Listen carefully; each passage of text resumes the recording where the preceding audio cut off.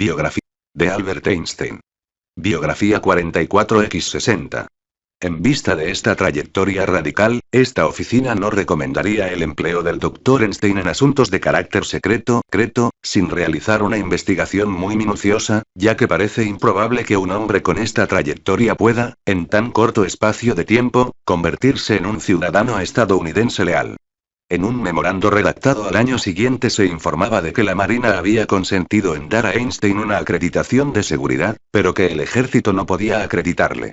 1278 Ciudadano Einstein. Justo cuando se tomaba aquella decisión en el ejército, Einstein estaba haciendo algo que no había vuelto a hacer desde hacía 40 años, cuando había ahorrado dinero para poder hacerse ciudadano suizo después de abandonar Alemania. Estaba convirtiéndose, voluntaria y orgullosamente, en ciudadano estadounidense, un proceso que había iniciado 5 años antes viajando en barco a las Bermudas para poder volver a entrar en el país con un visado de inmigración. Todavía conservaba su ciudadanía y su pasaporte suizos, de modo que no tenía por qué hacerlo. Pero lo deseaba. Hizo el examen de ciudadanía el 22 de junio de 1940 ante un juez federal, en Trenton. Para celebrar el proceso, aceptó realizar una entrevista en la radio en el marco del programa Soy estadounidense del Servicio de Inmigración. El juez mandó servir algo de comida y permitió que los de la radio se instalaran en su despacho para facilitar el proceso a Einstein. 1279 Einstein, su vida y su universo. www.librosmaravillosos.com. Walter Isaacson 630. Preparado por Patricio Barros. Fue aquel un día estimulante, en parte debido a que Einstein mostró exactamente la clase de ciudadano sin pelos en la lengua que iba a ser. En la charla radiofónica sostuvo que, para evitar guerras en el futuro, los diversos países habían de ceder parte de su soberanía a una federación internacional de naciones armada. Una organización mundial no puede asegurar la paz de manera eficaz a menos que tenga íntegramente el control sobre la potencia militar de sus miembros, declaró. 1280 Einstein pasó el examen, y el 1 de octubre se le tomó juramento, junto con su hijastra Margot, su ayudante Ellen Dukas y otros 86 ciudadanos más. Después hizo un elogio de Estados Unidos ante los periodistas que cubrían la noticia de su naturalización. Ese país, dijo, demostraría que la democracia no era solo una forma de gobierno, sino un modo de vida vinculado a una gran tradición, la tradición de la fortaleza moral. Al preguntarle si renunciaría a otras lealtades, declaró alegremente que en caso necesario renunciaría incluso a mi querido barco de vela. 1281 Sin embargo, no era en absoluto necesario que renunciara a su ciudadanía suiza. Y Einstein no lo hizo. Cuando había llegado por primera vez a Princeton, se había sentido impresionado por el hecho de que Estados Unidos fuera, o al menos pudiera ser, una tierra libre de las rígidas jerarquías de clase y del servilismo que imperaban en Europa. Pero lo que más llegaría a impresionarle, y lo que haría de él fundamentalmente un ciudadano estadounidense tan bueno como polémico, sería la tolerancia de ese país ante la libertad de pensamiento, la libertad de expresión y las creencias inconformistas. Esa había sido la piedra de toque de su ciencia, y ahora lo sería de su ciudadanía. Einstein había renunciado a la Alemania nazi con su declaración pública de que no viviría en un país en el que se negara a la gente la libertad de tener y expresar sus propias ideas. En aquel momento no sabía aún lo acertado de mi decisión de elegir Estados Unidos como ese lugar, escribiría en un ensayo inédito que redactó justo después de adquirir la ciudadanía. Por Einstein, su vida y su universo. www.librosmaravillosos.com. Walter Isaacson 631. Preparado por Patricio Barros. Todas partes oigo a hombres y mujeres expresar su opinión sobre candidatos a cargos y cuestiones cotidianas sin temor a las consecuencias. La belleza de Estados Unidos, decía, residía en el hecho de que existiera esa tolerancia ante las ideas de cada persona sin la fuerza bruta y el temor que habían surgido en Europa. Por lo que he visto de los estadounidenses, creo que para ellos no merece la pena vivir sin esa libertad para expresarse. 1282 El profundo aprecio de Einstein por ese valor fundamental de la sociedad estadounidense ayudaría a explicar la ira y la disensión que el científico manifestaría públicamente cuando unos años más tarde, durante la era McCarthy, el país se sumiera en un período marcado por la intimidación de quienes ostentaban puntos de vista impopulares. Más de 2 años después de que Einstein y sus colegas hubieran instado a que se prestara atención a la posibilidad de construir armas atómicas, Estados Unidos puso en marcha el supersecreto Proyecto Manhattan. Aquello ocurría el 6 de diciembre de 1941, que resultaría ser, en una especie de premonición, el día antes de que los japoneses lanzaran el ataque sobre Pearl Harbor que precipitaría al país a la guerra. Dado que había tantos colegas físicos, como Wigner, Szilard, Oppenheimer y Teller, que habían pasado a trabajar en lugares recónditos del país, Einstein había llegado a la conclusión de que el proceso de fabricación de la bomba que él había recomendado avanzaba ahora con mayor urgencia. No obstante, a él no se le había invitado a unirse al proyecto, ni tampoco se le había informado oficialmente sobre él. Había muchas razones por las que no se había convocado a Einstein en secreto a lugares tales como Los Álamos o como Oak Ridge. Él no era físico nuclear, ni un experto en la práctica de los temas físicos en cuestión. Además, y como ya hemos señalado, algunos le consideraban un riesgo para la seguridad del país. Y a pesar de que había dejado a un lado sus sentimientos pacifistas, tampoco había expresado el menor deseo o formulado petición alguna de incorporarse a la empresa. Einstein, su vida y su universo. www.librosmaravillosos.com. Walter Isaacson 632. Preparado por Patricio Barros. Pese a todo ello, en diciembre se le ofreció una pequeña posibilidad de participar.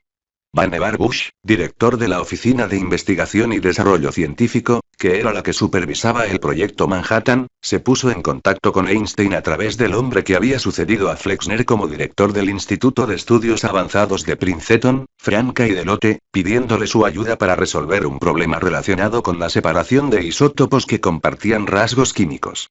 Einstein accedió encantado. Basándose en sus antiguos conocimientos sobre ósmosis y difusión, ideó un proceso de difusión gaseosa en el que el uranio se convertía en gas y era obligado a pasar a través de una serie de filtros. Para preservar el secretismo, ni siquiera se permitió que él en Ducas ni ninguna otra persona mecanografiara su trabajo, de modo que lo envió escrito directamente con su más cuidada caligrafía.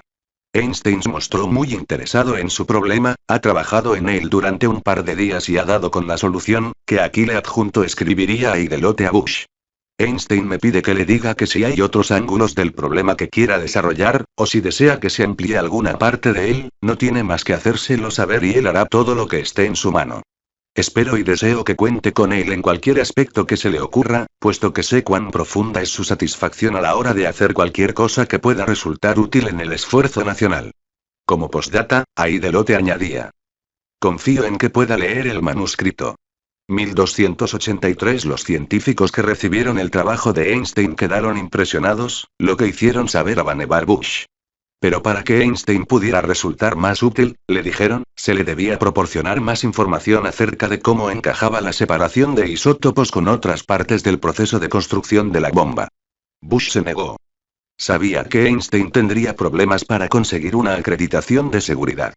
No creo que deba confiarle el asunto hasta el punto de mostrarle dónde encaja esto exactamente en el marco de la Einstein, su vida y su universo. www.librosmaravillosos.com. Walter Isaacson 633. Preparado por Patricio Barros. Defensa, le escribió Bush a Delotte.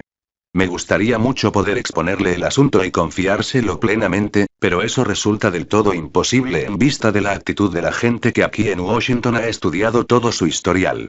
1284. Más tarde, durante la guerra, Einstein ayudaría en asuntos menos secretos. Un teniente de la Marina fue a verle al instituto para recabar su colaboración en el análisis de potenciales de artillería. Einstein se mostró entusiasmado, ya que, como señalaría a Delotte, se había sentido olvidado desde su breve trabajo sobre los isótopos de uranio.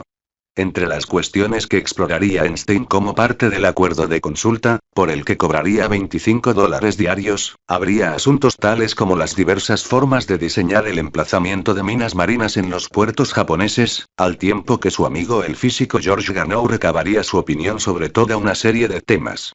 Estoy en la Marina, pero no me han obligado a hacerme un corte de pelo militar, bromearía Einstein con sus colegas, a los que probablemente no resultaría nada fácil imaginárselo con el cráneo rapado al cero. 1285. Einstein también ayudó al esfuerzo bélico donando un manuscrito de su artículo sobre la relatividad especial para que se subastara de cara a la emisión de bonos de guerra. No era esta la versión original, que Einstein había tirado tras su publicación en 1905 ignorando que algún día valdría millones.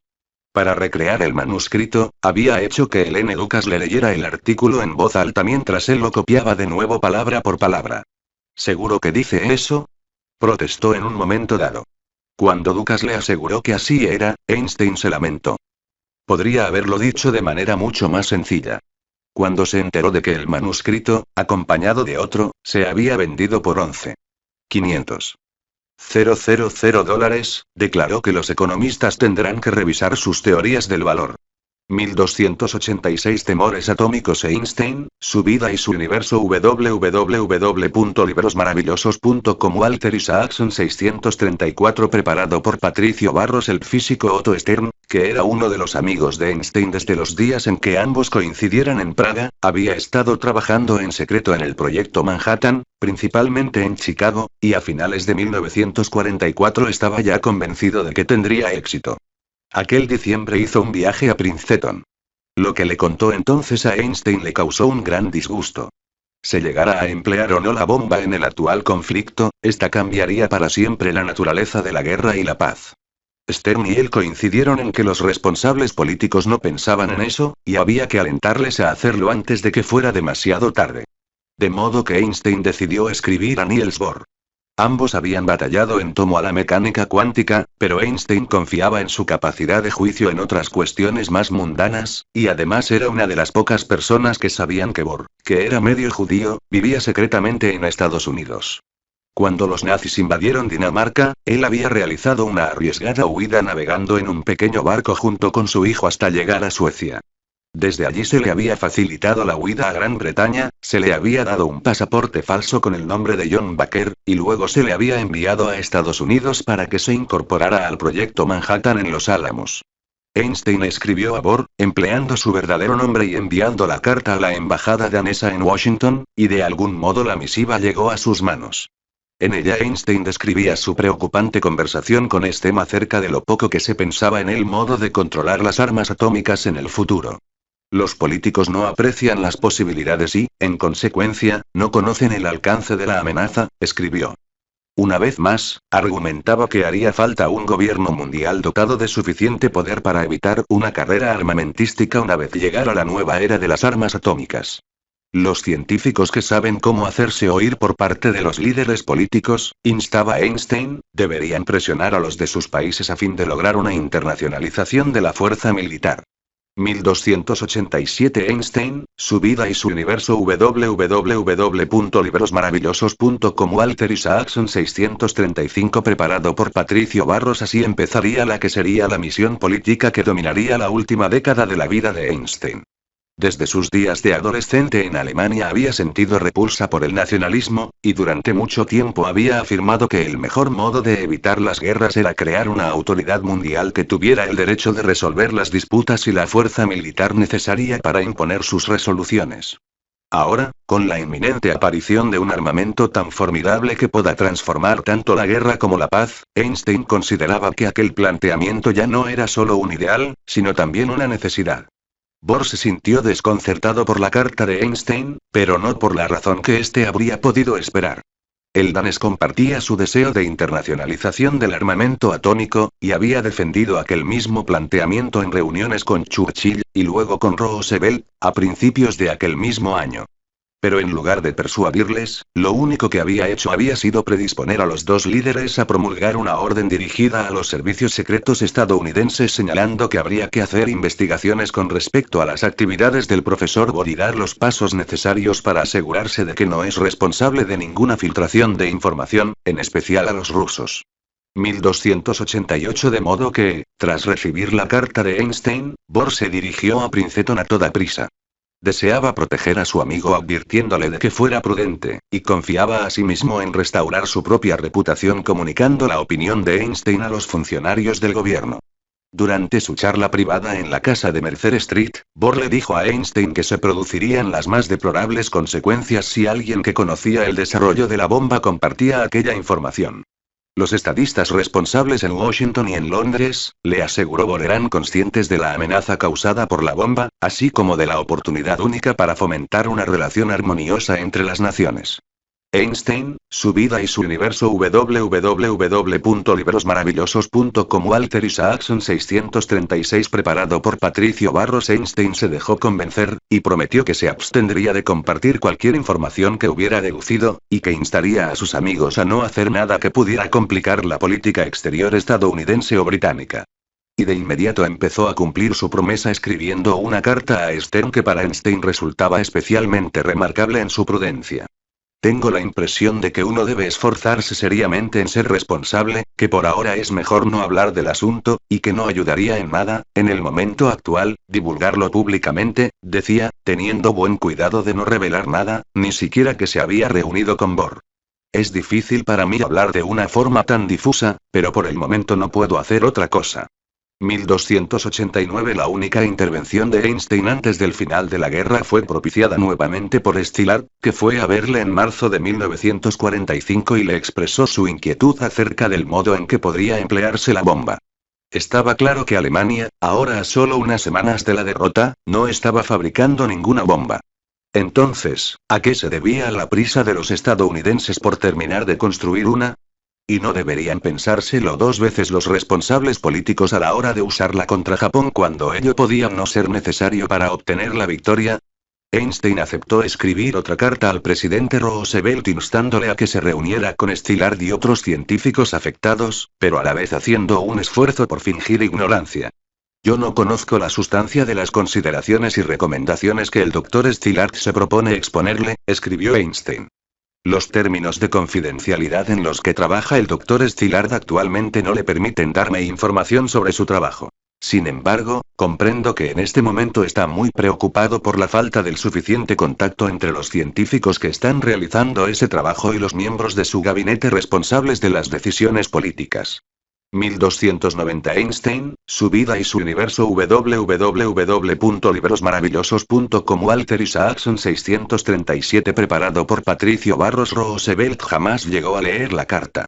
Tras su muerte, el 12 de abril, esta se encontró en su despacho y se le entregó a Harry Truman, quien a su vez se la entregó a su recién nombrado secretario de Estado, James Byrnes.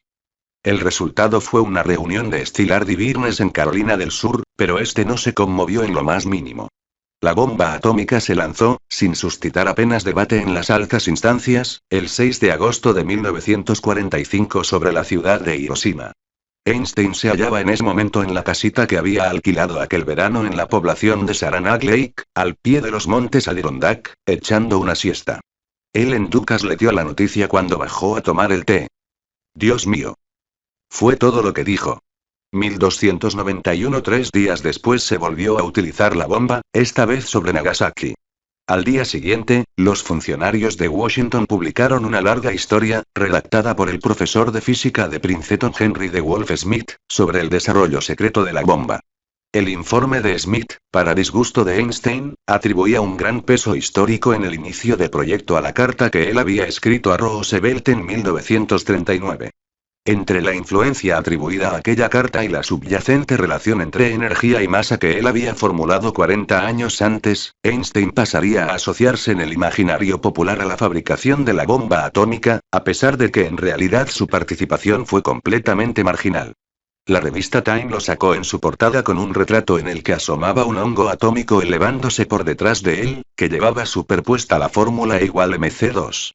En un reportaje que había sido supervisado por un redactor llamado Whittaker Chambers, la revista señalaba, con su típico estilo de aquella época: a través de las incomparables explosiones y llamaradas que seguirán, surgirán apenas discernibles, para quienes estén interesados en la relación causa-efecto de la historia, los rasgos de un hombre pequeño, tímido e infantil, casi santo, con los ojos marrón claro, las líneas Einstein, su vida y su universo www.librosmaravillosos.com Walter Isaacson 638 preparado por Patricio Barros faciales caídas de un sabueso hastiado, y el cabello tomó una aurora boreal. Albert Einstein no trabajó directamente en la bomba atómica. Pero Einstein fue el padre de la bomba en dos importantes aspectos. 1. Fue su iniciativa la que puso en marcha las investigaciones de la bomba estadounidense. 2. Fue su ecuación, E=mc2, la que hizo la bomba atómica teóricamente posible. 1292 era aquella una percepción que acosaría a Einstein. Cuando Newsweek le sacó también en portada, con un titular que rezaba "El hombre que lo empezó todo", Einstein ofreció un memorable lamento. De haber sabido que los alemanes no conseguirían fabricar la bomba atómica, dijo, no habría movido un solo dedo. 1293. Obviamente, ni él, ni Szilard ni ninguno de sus amigos relacionados con el proyecto de construcción de la bomba, muchos de ellos refugiados de los horrores de Hitler, podían saber que los brillantes científicos que habían dejado atrás en Berlín, como Heisenberg, serían incapaces de descubrir el secreto. Quizás se me pueda perdonar, diría Einstein unos meses antes de su muerte, en una conversación con Linus Pauling, puesto que todos creíamos que existía una elevada probabilidad de que los alemanes estuvieran trabajando en ese problema y de que pudieran tener éxito, emplear la bomba atómica y convertirse en la raza dominante. 1294. Capítulo 22. Un solo mundo. 1945, 1948. Einstein, su vida y su universo. www.librosmaravillosos.com. Walter Isaacson 639. Preparado por Patricio Barros. Retrato de Einstein por Philippe Alsman, 1947. Contenido.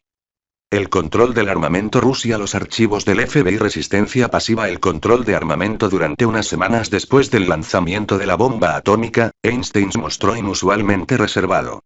Evitaba a los periodistas que llamaban a su puerta en la casita de Saranac Lake, e incluso se negó a hacer una declaración a su vecino de veraneo Arthur A. Sulzberger, editor del New York Times, cuando este se lo pidió. 1295. Einstein, su vida y su universo. www.librosmaravillosos.com. Walter Isaacson 640. Preparado por Patricio Barros. Solo a mediados de septiembre, cuando ya estaba a punto de dejar la casa alquilada durante el verano y más de un mes después de que se lanzaran las dos bombas, Einstein aceptó hablar del asunto con un reportero de una agencia de noticias que fue a verle. El aspecto que más subrayó fue que la bomba reforzaba aún más su creencia, sustentada desde hacía largo tiempo, en un federalismo mundial. La única salvación de la civilización y de la raza humana reside en la creación de un gobierno mundial, declaró. Mientras los estados soberanos continúen teniendo armamento, y armamentos secretos, serán inevitables nuevas guerras mundiales.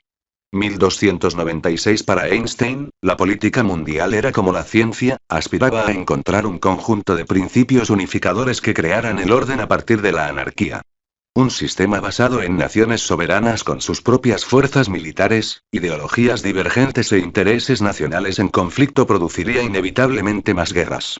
De modo que él contemplaba la existencia de una autoridad mundial como algo más realista que idealista, como algo práctico antes que ingenuo. Durante los años de guerra se había mostrado prudente, ya que él era un refugiado en un país que empleaba su potencia militar con fines nobles, y no de carácter nacionalista. Pero el final de la guerra cambió las cosas. Y también lo hizo el lanzamiento de las bombas atómicas. El aumento de la capacidad destructora de las armas ofensivas generaba un incremento proporcional de la necesidad de encontrar una estructura mundial que garantizara la seguridad. Para Einstein, había llegado el momento de volver a manifestarse pública y abiertamente. Durante los 10 años restantes de su vida, su pasión por defender una estructura de gobierno unificada para todo el globo rivalizaría con la de hallar una teoría del campo unificado capaz de gobernar todas las fuerzas de la naturaleza. Aunque diferentes en casi todos los aspectos, ambas tentativas reflejarían su percepción de un orden trascendente. Asimismo, ambas Einstein, su vida y su universo. www.librosmaravillosos.com. Walter Isaacson 641. Preparado por Patricio Barros. Manifestarían la predisposición de Einstein a ser un inconformista, a adoptar una serena postura de desafío frente a las actitudes predominantes. El mes siguiente del lanzamiento de las dos bombas, un grupo de científicos firmaron una declaración instando a que se creara un Consejo de Naciones que controlara el armamento atómico.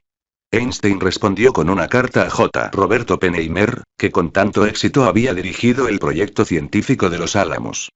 Compartía los sentimientos que inspiraban la declaración, decía, pero criticaba las recomendaciones políticas como obviamente insuficientes, puesto que mantenían a las naciones soberanas como poderes últimos. Resulta impensable que podamos tener paz sin una auténtica organización gubernamental que cree e imponga la ley a los individuos en sus relaciones internacionales. Oppenheimer señaló cortésmente que las declaraciones que usted me atribuye no son mías, sino que las había escrito otro grupo de científicos. Pese a ello, cuestionaba los argumentos de Einstein en favor de un gobierno mundial de pleno derecho. La historia de esta nación durante la Guerra de Secesión muestra lo difícil que puede ser el establecimiento de un gobierno federal cuando existen diferencias profundas en los valores de las sociedades que éste pretende integrar. 1297 Oppenheimer se convertiría, pues, en el primero de los numerosos realistas que en la posguerra menospreciarían a Einstein por ser supuestamente demasiado idealista. Obviamente se podría tumbar su argumento señalando que la Guerra de Secesión estadounidense demostró de manera espantosa el peligro de no tener una autoridad federal segura, en lugar de una soberanía militar de cada estado, cuando hay diferencias de valores entre los estados miembros. Lo que Einstein imaginaba era un gobierno o autoridad mundial que tuviera el monopolio de la fuerza militar. Él lo calificaba de entidad supranacional, en lugar de internacional, porque existiría por encima de sus países miembros antes que como mero mediador entre naciones. Einstein, su vida y su universo. www.librosmaravillosos.com Walter Isaacson 642 preparado por Patricio Barros Soberans. 1298 Para Einstein, la Organización de las Naciones Unidas, fundada en octubre de 1945, no cumplía ni de lejos tales criterios. Durante los meses siguientes, Einstein dio cuerpo a sus propuestas en una serie de ensayos y entrevistas. El más importante surgió de un intercambio de cartas de adhesión que mantuvo con Raymond Graham Swin, un comentarista de la emisora de radio ABC. Einstein invitó a Swin a que fuera a verle a Princeton, y el resultado de su colaboración, como él mismo diría, sería un artículo publicado en el número de noviembre de 1945 de la revista Atlantic y titulado Guerra Atómica o Paz. 1299 Las tres grandes potencias, Estados Unidos, Gran Bretaña y Rusia, debían de establecer conjuntamente el nuevo gobierno mundial, decía Einstein en el artículo. Y luego invitar a otros países a unirse a ellos. Empleando una expresión algo equívoca que formaba parte del debate popular de la época, afirmaba que Washington había de entregar el secreto de la bomba a esa nueva organización. 1300 En su opinión, la única forma realmente eficaz de controlar las armas atómicas era ceder el monopolio de la fuerza militar a un gobierno mundial. Por entonces, a finales de 1945, se había iniciado ya la Guerra Fría. Estados Unidos y Gran Bretaña habían empezado a chocar con Rusia por la imposición de regímenes comunistas en Polonia y otras zonas de la Europa del Este ocupadas por el Ejército Rojo.